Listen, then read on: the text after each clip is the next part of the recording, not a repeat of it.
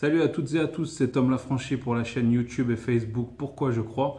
Aujourd'hui, on se retrouve pour un nouveau sujet que j'ai intitulé Es-tu libre? Cette vidéo va s'adresser plus globalement à la masse qui va regarder. D'habitude, comme vous le savez, je fais toujours des vidéos concernant la foi ou des sujets d'émancipation ou peut-être aussi des sujets d'information alternative. Mais là, j'ai voulu faire vraiment un sujet un peu plus global, avec toujours pour socle, bien évidemment, la Bible, puisque je suis croyant et chrétien. Mais je vais aussi développer sur le monde actuel et essayer de faire un petit condensé assez libre, libre et assez rapide sur le sujet. Donc, comme d'habitude, pour commencer, j'aime bien prendre la définition du mot liberté, pour vraiment prendre la définition, et ensuite développer pour en arriver là où je veux arriver. Donc, la définition de la liberté, du latin liber, qui veut dire donc libre. La liberté est l'état d'une personne ou d'un peuple qui ne subit pas de contraintes de soumission, de servitude par une autre personne, par un pouvoir tyrannique ou par une puissance étrangère. C'est aussi l'état d'une personne qui est prisonnière sous la dépendance d'un système ou sous la dépendance autre, peut-être d'une addiction aussi. Donc déjà, on a vraiment le tableau qui est posé. Et comme image, on a bien souvent pour la liberté l'image d'un oiseau. Donc dans la religion chrétienne, catholique ou protestante, on a l'image du Saint-Esprit qui représente aussi la liberté. Le pape, l'âge des colombes, donc c'est le symbole de la liberté, c'est le symbole de l'esprit qui est libre. Et si on développe un petit peu, on part du principe, donc qu'est-ce que la liberté? Est-ce que nous sommes libres? Et ça veut dire que si nous sommes libres, ça veut dire aussi que nous étions esclaves de quelque chose juste avant. Donc on va aussi se poser la question, sommes-nous, dans le sens inverse, esclaves de quelque chose, ou esclaves du monde, ou esclaves de autre chose? Pour ça, je pense que vous connaissez tous, j'ai pris un exemple sympathique, vous connaissez tous le film Matrix des frères, alors je ne sais pas si je le prononce bien, Wachowski. Donc pour ceux qui s'y connaissent bien, dans les sujets un petit peu complotistes, ce film, Matrix, du côté maçonnerie, on appelle ça un film initiatique. Il y a tellement de messages et tellement de paradoxes, il est tellement rempli de quelque chose de fort et de paradoxal qu'ils ont appelé ça un film initiatique. Donc déjà, il faut savoir que ces frères Wachowski sont dérangés du bulbe. Ils font partie donc forcément de cette... Ils sont une ramification de cette branche malsaine qui contrôle le monde. Et pour vous dire à quel point leur esprit est tordu et à quel point aussi ils contrôlent par des messages comme ça. Et donc tout le monde a aimé ce film, mais on va le décrypter pour que le côté spirituel pour qu'on puisse comprendre ce côté spirituel. Donc déjà, il y a plein de signes kabbalistiques à l'intérieur. Et pour vous remettre donc un petit peu les idées dans l'ordre, il faut savoir déjà que ces frères Wachowski, quand je vous dis qu'ils sont dérangés, c'est qu'actuellement ils sont devenus des femmes. Maintenant on les appelle les sœurs Wachowski, on est en pleine théorie du genre. Bon, ça c'était la petite parenthèse. Dans Matrix, qu'est-ce qui se passe? On nous apprend que finalement le système dans lequel Neo, donc le personnage principal, vit, est un système entièrement mensonger, n'est qu'une illusion. Première parenthèse, si on prend nous, le point de vue, moi, de Tom Lafranchi, qui me bat tous les jours pour expliquer ça par mes vidéos, ou le point de vue de milliers de chrétiens, et le point de vue de ce film, on n'est pas très loin. Parce qu'on est en effet dans un monde qui n'est qu'un théâtre à ciel ouvert, qui n'est que mensonge du début à la fin. Il est donc ce monde sous l'emprise de Satan, le prince de ce monde. Donc dans ce film, on apprend qu'on vit là-dedans. Jusqu'à maintenant, c'est vrai. Donc on va comparer ça à la chair et à l'esprit, à l'avant-réception de l'esprit. On y voit donc un Néo qui va lutter contre des personnages pour en sortir. Donc on peut y voir des démons du côté spirituel chrétien. Et on le voit sortir donc de cette matrice pour y voir le monde réel. Qu'est-ce qui se passe quand on est chrétien, quand on se convertit au christianisme? Je pense que beaucoup peuvent en témoigner. Par la vérité qui va nous affranchir de ce mensonge, de ce monde, on va nous aussi en sortir. On va recevoir l'esprit de vérité et on va voir globalement le mensonge dans toute sa splendeur. Par la suite, je viendrai au verset biblique pour expliquer ce qui ne suit pas vraiment.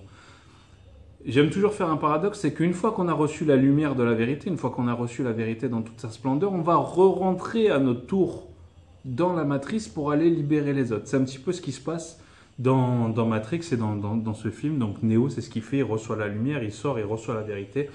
ils re-rentrent et ils craquent la matrice de l'intérieur.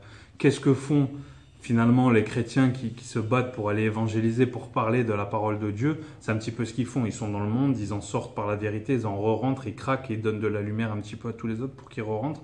Et pour qu'un jour, cette matrice finisse par exploser et que le diable soit complètement exposé. Il faut savoir que la doctrine maçonnique et la doctrine chrétienne sont vraiment des miroirs. Le diable ne sait faire que copier et ils sont très très proches. Donc là, vous avez eu la version de Matrix des frères Wachowski qui peut donc se refléter sur la réalité chrétienne puisque c'est vraiment un miroir. Et pour vous dire que oui, nous sommes vraiment dans un monde mensonger et tout est système. Est-ce que je dois développer sur ça? Si vous voulez venir sur d'autres vidéos sur lesquelles je parle de ces sujets-là, n'hésitez pas, vous tapez Pourquoi je crois sur YouTube et vous allez cliquer sur Satan dans l'industrie musicale ou sur plein d'autres sujets desquels je parle et vous allez vous apercevoir que oui, le monde est entièrement un mensonge.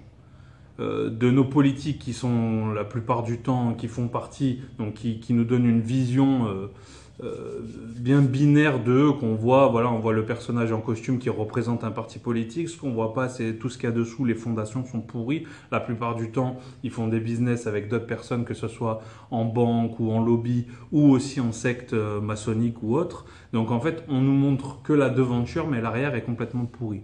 Le monde est contrôlé, par le diable, qui est le prince de ce monde, et ses bras armés sont donc les banques, les lobbies et tout ce qui suit derrière. Donc le monde est complètement pourri. Il est un mensonge. Ce qu'on nous montre à la télé, les émissions télévision, Hollywood, la musique, tout ça, c'est un mensonge. Donc quelque part, nous sommes esclaves, selon la doctrine chrétienne, du péché, ça c'est sûr et certain, mais ce péché est lié forcément au père du mensonge, donc au mensonge, donc nous sommes esclaves du monde et du mensonge. On va prendre encore une fois l'exemple du nouvel ordre mondial. Qu'est-ce qu'ils sont en train de faire? Ils sont en train de vouloir contrôler le monde avec ce même bras de mensonge, tout en créant une nouvelle religion mondiale et tout en créant un système bancaire à monnaie unique avec des gens, une masse qui suit sans se poser aucune question. C'est des moutons qui suivent un berger, voire plusieurs bergers, mais qui ne sont pas les bons bergers. Jésus en parle dans la Bible, il dit « Je suis le bon berger », mais ces gens-là suivent le mauvais berger. Et ils vont tous aller dans le ravin. L'émancipation se fait par l'instruction. Si je cherche, je trouve. Encore une fois, c'est biblique. Si je ne cherche pas, je ne trouve pas. Et donc, je ne m'étonnerai pas de finir là où je vais finir. Après, je ne connais pas les repentances de tous sur le lit de mort et tout ça, mais globalement, je ne vais pas m'étonner d'où je vais finir. Il faut absolument s'instruire sur tous les sujets. Nous, chrétiens, on va s'instruire sur la Bible, parce qu'elle est la parole de vérité qui va nous émanciper par son esprit de vérité. Mais il faut aussi s'instruire sur plusieurs sujets. Donc plus globalement, je reparlerai de ce sujet sur l'instruction, parce que je pense aussi en faire une vidéo, car dans le monde, il y a un dicton qui dit « Le savoir est une arme, sommes-nous armés ?» Et de toute façon, le savoir fait partie du fondamental des chrétiens. Donc, si je suis esclave de quoi? Si je ne suis pas libre, donc je suis esclave de quoi? Parce que la vraie question, c'est la question de cette vidéo, c'est es-tu libre? Mais si tu ne l'es pas, tu es esclave de quoi? Ou tu es emprisonné de quoi? Dans la Bible, on nous dit, Jésus nous dit, en vérité, je vous le dis, leur répliqua Jésus, quiconque se livre au péché est esclave du péché. Donc déjà, ça c'est une base. L'homme est pécheur et il est esclave du pécheur depuis le péché originel d'Adam et Ève. Tous les hommes sont pécheurs. Donc nous sommes tous pécheurs, donc forcément liés au mensonge, puisque ce péché est venu du père du mensonge, Satan. Donc nous sommes pécheurs et sous la coupe du mensonge aussi. Deux choses qui vont ensemble. Le péché pour le côté spirituel et charnel, et le mensonge pour tout ce qui va autour de tout ça.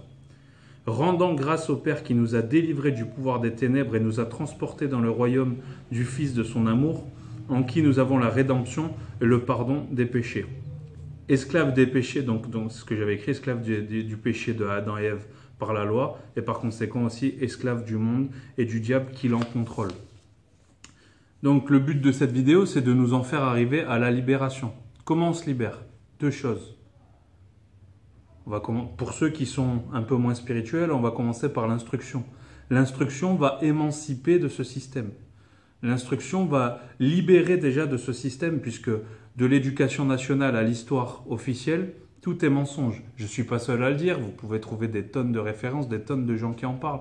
Vous avez Pierre Hillard qui en parle bien, vous avez Johan Livernet, vous avez même dans son style Aldostérone, vous avez actuellement même encore Virginie Vota, plein de youtubeurs, plein de gens que vous pouvez connaître et regarder sur le net. J'allais dire la dissidence, bon on n'en parle plus, c'est même pas vraiment de la dissidence, c'est des gens qui s'émancipent du système et notamment beaucoup de chrétiens qui agissent sur Facebook. Comment on s'en libère? On s'en libère en comprenant qu'on est pécheur. On s'en libère en cherchant du coup la vérité, si on est esclave du mensonge, on va aller chercher la vérité. La vérité qui est le Christ. Je suis le chemin, la vérité et la vie. Ce Christ et cette repentance, cette rédemption, ce baptême qui vont vous libérer mentalement de vos chaînes, vont déjà vous libérer du péché, vont vous emmener donc au Père, car le seul chemin qui mène au Père, c'est le Fils, et vont aussi par conséquent vous libérer du mensonge. Le mensonge global, donc le discernement va devenir va même pas devenir plus grand, vos yeux vont s'ouvrir, vous allez être comme Néo dans la matrice qui ouvre les yeux sur la matrice et la réalité de la matrice, qui voit que des chiffres, vous allez en sortir pour y rentrer par la suite pour le craquer. Verset à l'appui bien sûr, dans Corinthiens 3, 17, « Or le Seigneur c'est l'Esprit, et là où est l'Esprit du Seigneur, là est la liberté. » La liberté donc, nous étions esclaves, nous étions enfermés, nous sommes maintenant libres. Dans Galates 5, 1, c'est pour la liberté que Christ nous a affranchis. Demeurez donc fermes et ne vous laissez pas mettre sous un nouveau joug de la servitude. Il nous a affranchis parce que nous étions esclaves et il a brisé nos chaînes. J'étais esclave du péché, le Christ a brisé par son sacrifice le péché et la servitude du péché. Donc par conséquent, je suis libre spirituellement et j'accède au ciel. Et en plus de ça, j'ai recouvert la vue sur le monde. Le monde et tous ses mensonges. Le diable est démasqué. Il était peut-être dans le noir ou habillé comme un ange de lumière. Maintenant, je le vois. Je le vois. Il ne peut plus se cacher.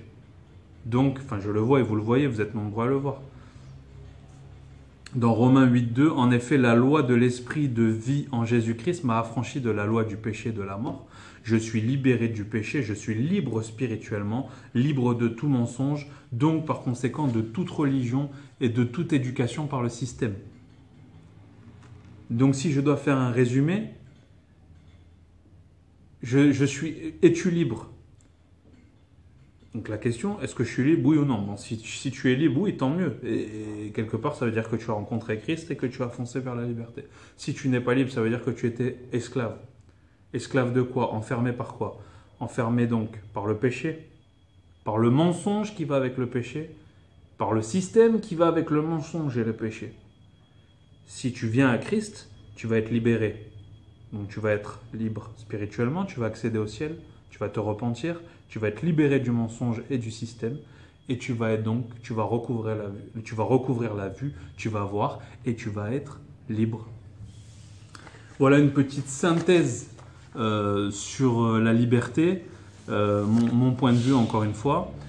Pour vous les chrétiens qui connaissez déjà le sujet, je vous encourage à partager tout simplement. Pensez à moi, cliquez juste sur le petit bouton partager parce que vous l'avez vu. Mais ne soyez pas égoïste, il y a plein de gens autour de vous, 200, 300, 400, 500 contacts, clac, vous allez partager et eux ils vont le voir et peut-être qu'ils vont être libérés par cette vidéo.